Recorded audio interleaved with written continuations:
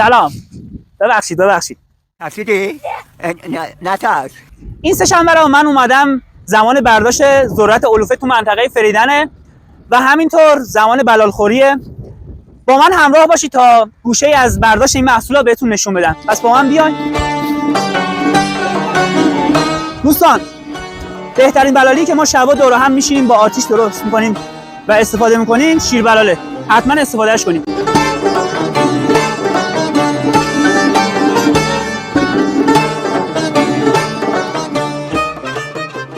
دوستان، همینطور که میبینید برداشت ذرت علوفه به صورت مکانیزه داره انجام میشه و مقصد این بارها هم برای اصفهانه، برای دامداری اصفهانه. ای بلال آخ ای بلال بلال ای گل بل تا بنالم کشمری خسته نباشید.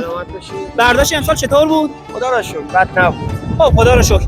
میدونم با وجود این همه مشکلاتی که امسال بود و همینطور که قیمت محصولم با هزینه ها نمیخونه، ولی خب خدا قوتتون بده و ان شاءالله که تنتون سالم باشه. اینجا میخوام یه خدا قوت به قشر زحمتکش فریدن بدم. با وجود تمام این مشکلاتی که وجود داره باز هم دارن سعی تلاششون رو میکنن برای امرار معاش زندگیشون. واقعا خسته نباشید.